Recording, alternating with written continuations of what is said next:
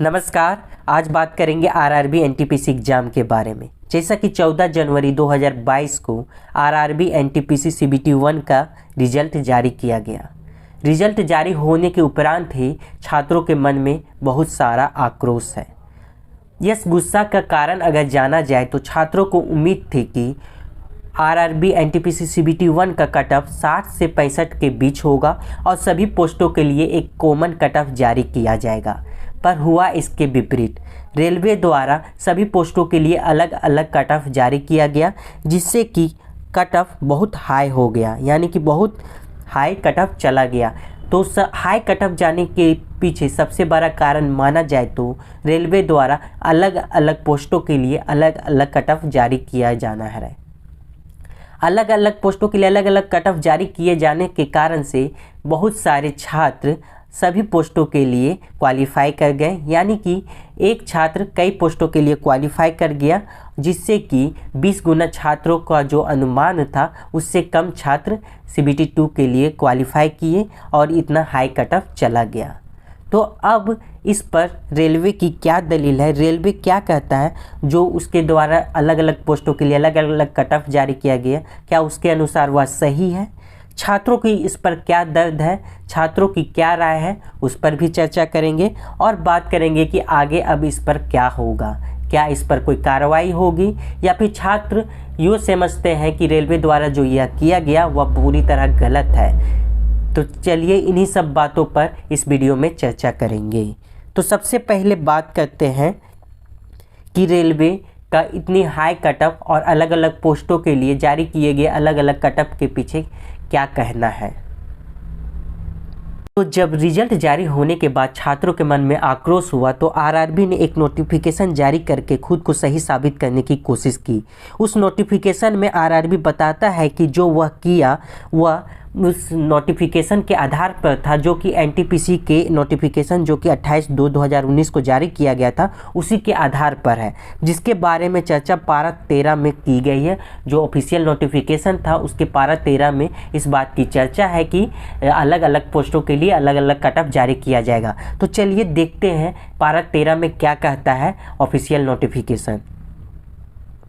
तो हमने official notification के पारा 13.2 को खोल लिया है, जिस पर आरआरबी द्वारा कहा गया है कि 7वें केंद्रीय वेतन आयोग के स्तर अर्थात 2, 3, 4, 5, 6 के लिए वर्गीकृत कठिनाई स्तर की अलग अलग द्वितीय चरण कंप्यूटर आधारित परीक्षा ली जाएगी। यानी कि यहाँ पे रेलवे ने साफ किया है कि जो सीबीटी 2 का एग्ज़ाम होगा ये सभी स्तर के लिए अलग अलग होगा।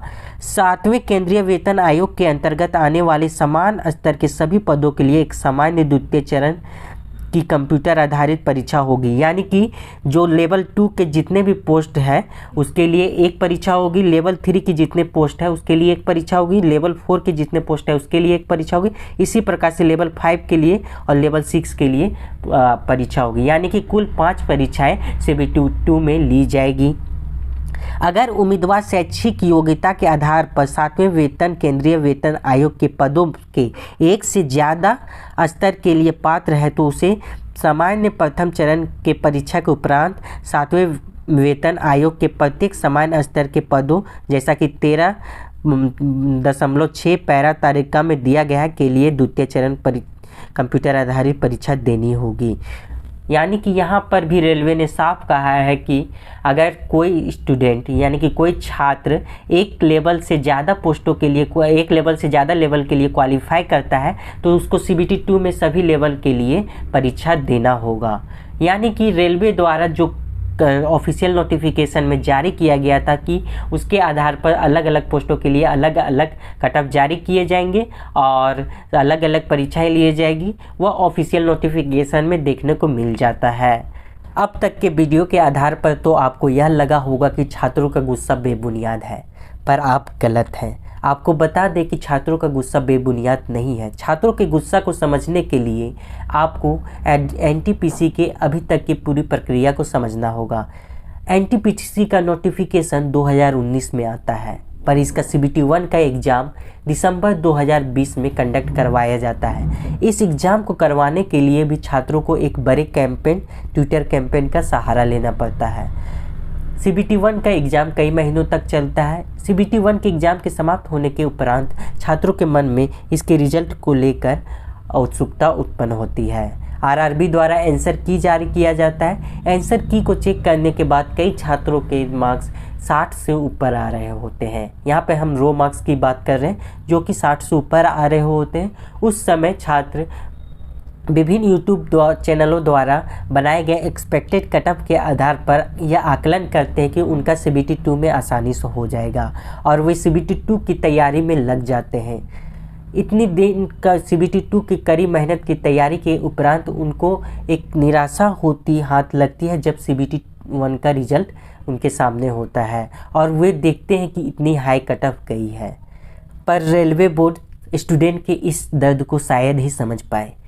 पर यहाँ हम लोग समझते हैं कि क्या रेलवे के सामने एकमात्र उपाय था कि अलग अलग पोस्ट के लिए वो अलग अलग कटऑफ ही जारी करती। एक उपाय यह भी हो सकता था कि वह अलग अलग लेवल के लिए अलग अलग कटऑफ जारी कर सकती थी, जिससे कि कटऑफ में तो कुछ राहत होने का अनुमान जरूर रहता और कुछ अन्य छात्रों के भी सिलेक्शन के चांस बनते, पर ऐसा नहीं हुआ।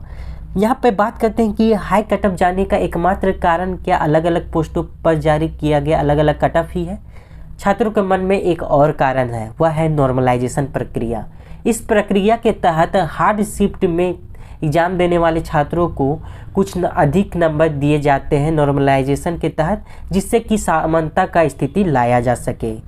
पर यह नॉर्मलाइजेशन प्रक्रिया को आम छात्रों के लिए समझना काफ़ी कठिन होता है। तो आप देख सकते हैं नॉर्मलाइजेशन प्रक्रिया का पूरा विवरण RRB द्वारा ऑफिशियल नोटिफिकेशन में दिया गया है। इसको आप ऑफिशियल नोटिफिकेशन को डाउनलोड करके भी देख सकते हैं, जिसके लिए बाकायदा एक फार्मूला दी गई है जिसके आधार पर नॉर्मलाइजेशन किया जाता है। रेलवे की माने तो इस नॉर्मलाइजेशन की प्रक्रिया का आधार डिफ़िकल्टी लेवल पर होता है, यानी कि अलग अलग शिफ्टों में अलग अलग डिफ़िकल्टी लेवल होता है, उसी को समान करने के लिए नॉर्मलाइजेशन लाया जाता है। पर इस पर सवाल उठते हैं। देखा गया कि नॉर्मलाइजेशन में किन्हीं छात्रों को 20 से 22 नंबर तक बढ़ गए हैं और किन्हीं छात्रों को 2 से 3 नंबर तक घट भी गए हैं। तो क्या नॉर्मलाइजेशन में जो नंबर दिए जाते हैं उसमें इतना डिफरेंस होना सही है? यह भी एक विवाद का प्रश्न है। अभी तक हमने रेलवे की बात की और उन छात्रों की बात की जो कि CBT-1 में चयनित नहीं हो पाए अच्छे मार्क्स लाने के बावजूद, और उनका मन में काफ़ी आक्रोश है। अब उन छात्रों की बात करते हैं जो कि CBT-1 में क्वालिफाई कर गए हैं। वे भी वैसे छात्र हैं जो कि काफ़ी कठिन परिश्रम के बाद इतनी हाई कटऑफ में भी CBT-1 में क्वालिफाई किए हैं। तो उन छात्रों को इग्नोर करना भी कहीं से सही नहीं होगा। उनके मन के समझे तो आप यह समझ पाएंगे कि अगर इस परीक्षा में किसी प्रकार के विवाद उत्पन्न होते हैं तो परीक्षा के CBT-2 को बहुत दिनों तक टाला भी जा सकता है, जिस पर इसकी नियुक्ति प्रक्रिया वैसे तो 3 सालों से चल ही रही है और ना जाने कितने आगे भी साल लग जाएंगे। इसी बात का डर उन छात्रों को है जो कि इतनी हाई कटऑफ में भी क्वालिफाई कर पाए हैं। तो यह आगे देखने वाली बात होगी कि रेलवे बोर्ड अपनी नैतिक जिम्मेदारी लेते हुए इस समस्या का समाधान करता है या नहीं, या छात्रों का आक्रोश यूं ही रह जाएगा, या फिर जो छात्र क्वालिफाई किए हैं उनके भी मन का सवाल ही बना रह जाएगा। यह बात हम आप पे छोड़ते हैं कि आप इस विषय पर क्या सोचते हैं, हमें कमेंट सेक्शन पर ज़रूर बताएं। आपके राय को हम हर एक राय को हम अपने स्तर पर पढ़ेंगे और समझने का प्रयास करेंगे और अगले वीडियो में इसके आगे के मैटर को समझने का प्रयास करेंगे और रेलवे द्वारा क्या कदम उठाए जाते हैं उसकी भी जानकारी हमारे चैनल में दी जाती रहेगी। अगर आप इस चैनल पर नए हैं तो हमारे चैनल को सब्सक्राइब करें और बेल आइकन को प्रेस कर दें ताकि आने वाली सभी वीडियो का नोटिफिकेशन आपको मिलता रहे। तो मिलते हैं आपसे अगले वीडियो में। वीडियो देखने के लिए आप सभी का बहुत बहुत धन्यवाद।